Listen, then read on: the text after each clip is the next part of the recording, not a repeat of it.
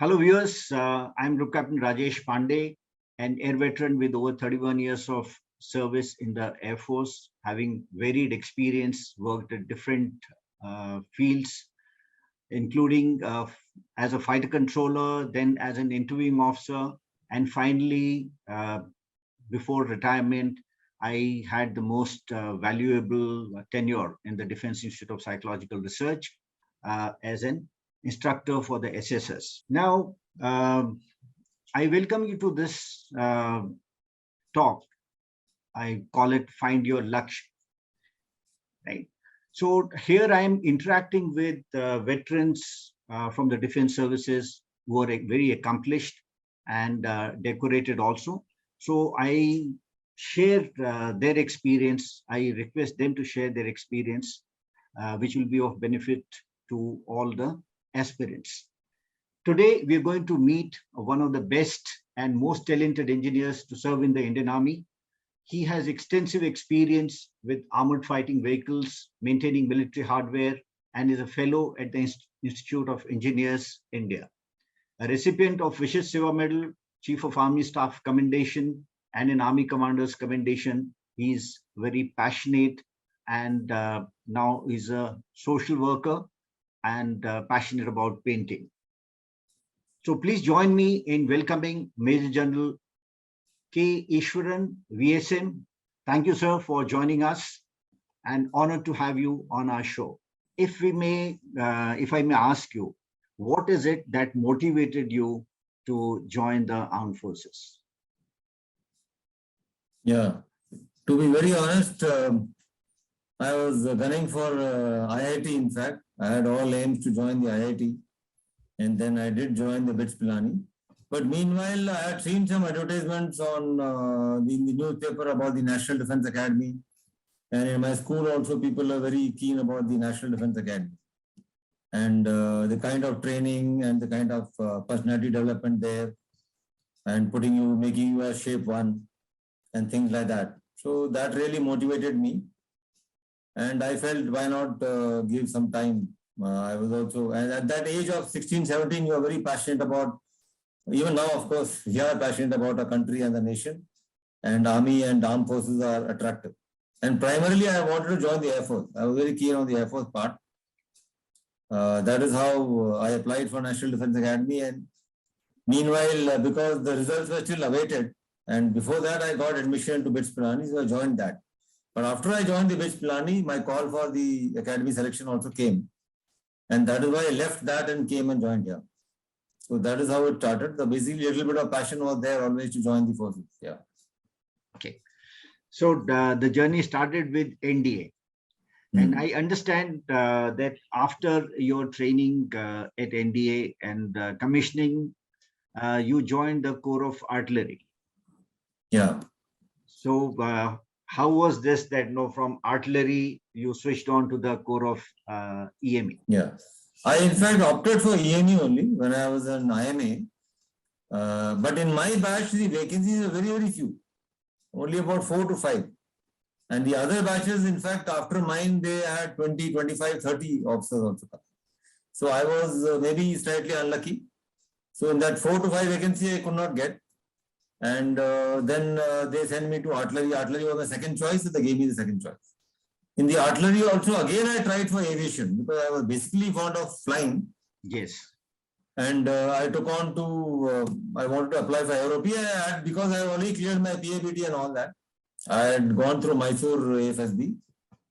So, but they found something medically wrong in my ears. So they said I have to avoid exposure to loud noises and all that. So I said, okay, fine. And by the time I already spent 5 years in the artillery. And when they put this medical stipulation, then I had no choice other than to switch over to EME. And I told them, because I am already a BITS Pilani student and basically I have aptitude for engineering. And now that since I can't be in the artillery anymore, so might as well give me EME. So immediately I got a switch after 5 years. And thereafter I started from scratch, right from the bios and all that. And appear to have done extra. I basically took it like fish to water. Okay. Engineering has been in my blood right since my childhood days, and I did very well that. So in such a case, you have to undergo that engineering degree. Yeah. It starts from all the courses. Like I initially went on my VIOS course, the basic introduction.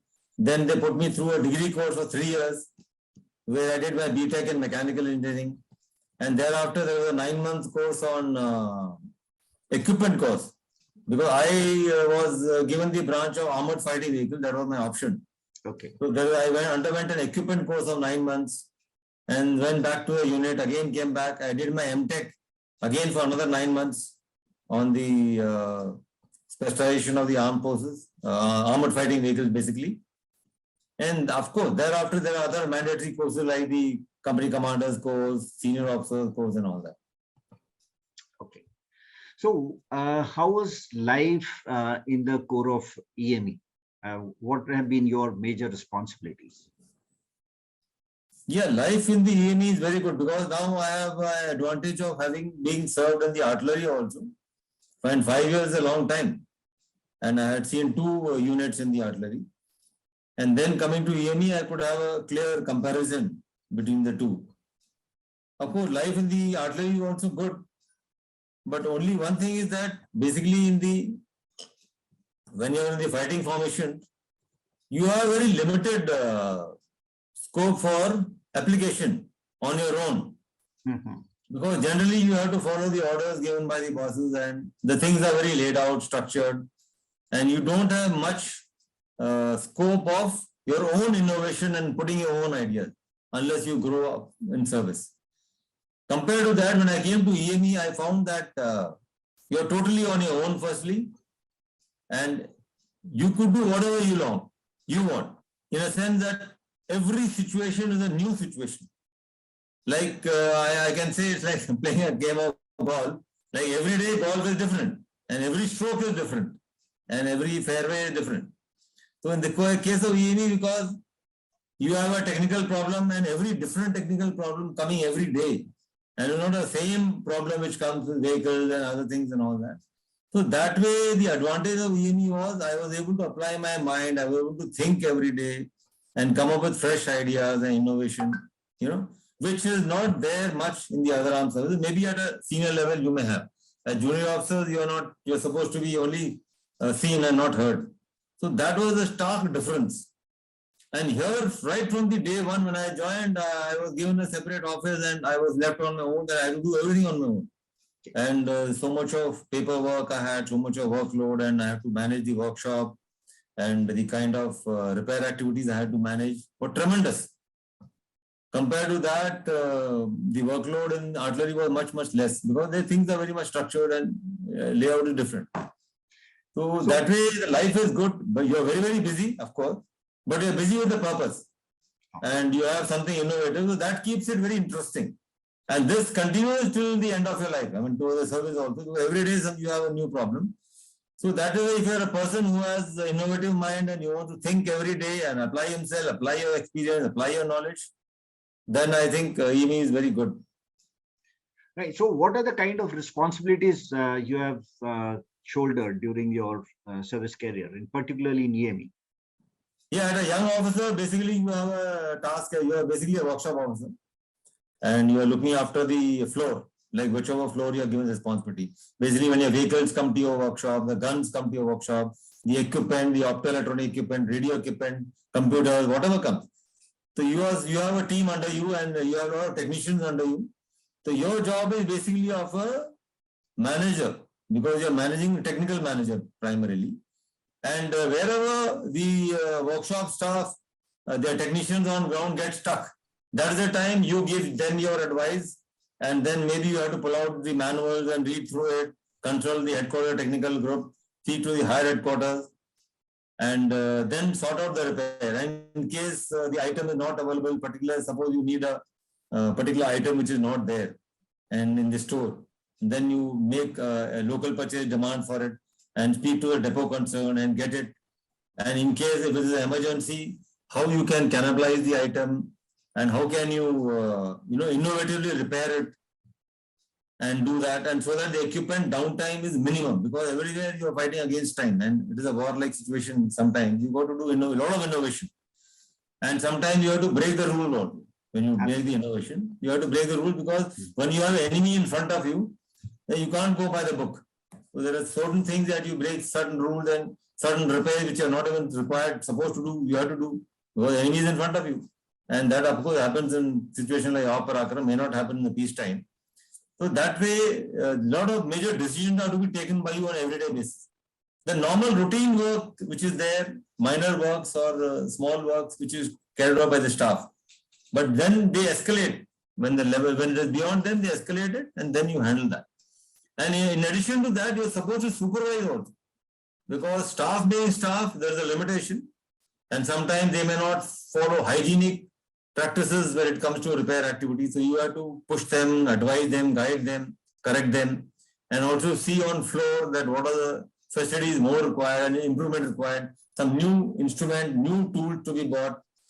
So that way, it's a very, very responsible job. So that the final product which goes out of the workshop is really good and it does not come back at least for 3-4 months or 5 months at least. That is how that should be the aim.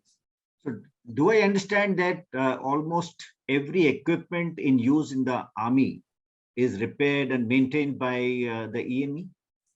Yeah, the EME looks after every equipment that is in the army, right from a small pistol, and a revolver or a rifle to the tank and the aviation all. Yes. So right from, the two-wheelers, you have two-wheelers like motorcycles, then four-wheelers, you have gypsies and jongas, then bigger vehicles. Then you have bigger vehicles like Tatra, which are 70-ton vehicles, four axles and, about 8 wheels kind of a thing. Then you have other tanks and ICVs, then guns, all types of guns you have, then radars, communication equipment, then you have the aviation, helicopters and all that. So it's a very, very wide range. And for everything, you have a specialist. Like I am a tank specialist. For every other type of equipment, you have a specialist for that.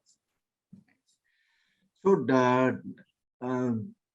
you said, you have been into that armored fighting vehicle. So how is it to ride that vehicle? Can you just share certain things, any typical experiences of yours?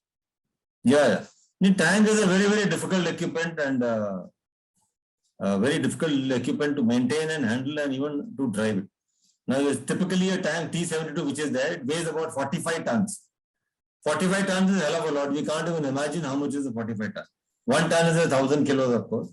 So 45 ton mass is a hell of a lot. And the powertrain, etc., is very, very powerful. It has a powertrain of at least 700-800 horsepower engine. It has V-shape engine.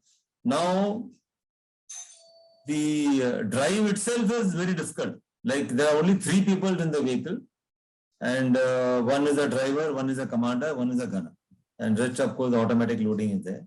So it is not, and it is like a cockpit of an aircraft. It's like a cockpit of an aircraft. Very systems and things to be checked, and then only you can drive it. Tank is a huge mass of metal, and you can imagine in deserts of Rajasthan when the temperature goes to 50 degrees, you can even fry an omelette on top of the turret. It is so hot. Under these conditions, you have to sit inside. The life is very, very difficult. I mean, it's just not easy to sit inside a tank and drive. And with so much of dust coming in when the tank drives in desert, so much of dust comes into it. So it's very, very difficult for a tank man. And the life is very tough. It's not so easy, but it's very, very powerful equipment. And when you're driving a mass of 45 tons, you have to be very, very careful. And as I said, the inside of a tank is almost like a cockpit with so many instruments and that you have to monitor continuously. So it's a very, very difficult drive. But yes, it's enjoyable and enjoyable in a different kind of way. And it looks very impressive from outside. But when you sit and drive, it is a bit difficult, yeah. And how do the ICVs compare with the normal tank? As far as the machine is concerned, the body is concerned, maintenance point of view. ICVs are like infantry combat vehicles. Yes. They are almost half the engine power of a tank. And the weight is only 13 tons compared to 45-ton tank, which is there of T-72 I'm talking about. ICV is reasonably 13-ton weight. It can float also. And ride in an ICV is a tad better because you have an infantry stick which is sitting behind and sitting in the commander's seat, or generally slightly better and slightly more comfortable than a tank. And because driving that is also a tad simpler, I must say. Of course, that is also equally sophisticated. A tank and the ICV are basically a weapon system. It has everything, it has armor, it has mobility, and it has a firepower. It's a complex weapon platform. It's very, very sophisticated. So ICVs are, of course, much more simpler. Right. So, Maj Gen Eswaran, I understand, you are a very strong proponent of ethical values. And you have organized a seminar where Dr. APJ Abdul Kalam, our Honorable President, was the chief guest. So how was it like meeting him, and what was he like? Yeah, in fact, really very impressive meeting him. It's a great personality, I must say. His idea, in fact, started when I was with the GOC of Delhi area, General Manvinder. And I said that we must do something for a school. There are 12 to 13 schools in Delhi area, which is under the GOC himself. All the central schools and all the army schools put together.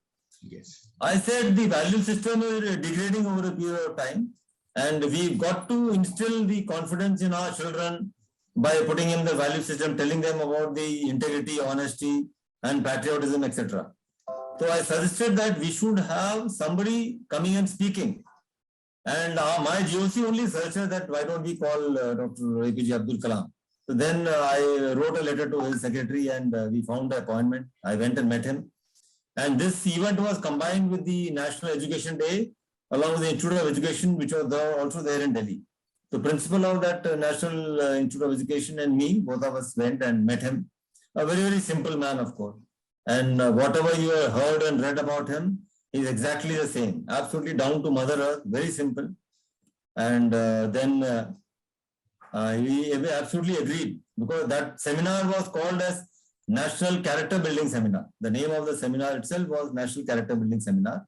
And we had all the schools of Delhi area, about 12 plus schools which are there, the children, the teachers, and the staff and officers of Delhi area. Where we had also invited the vice chief, and many senior officers had come. And we had requested him to address. And he gave what a wonderful speech. I got the original script with me. And if somebody is interested, I can share.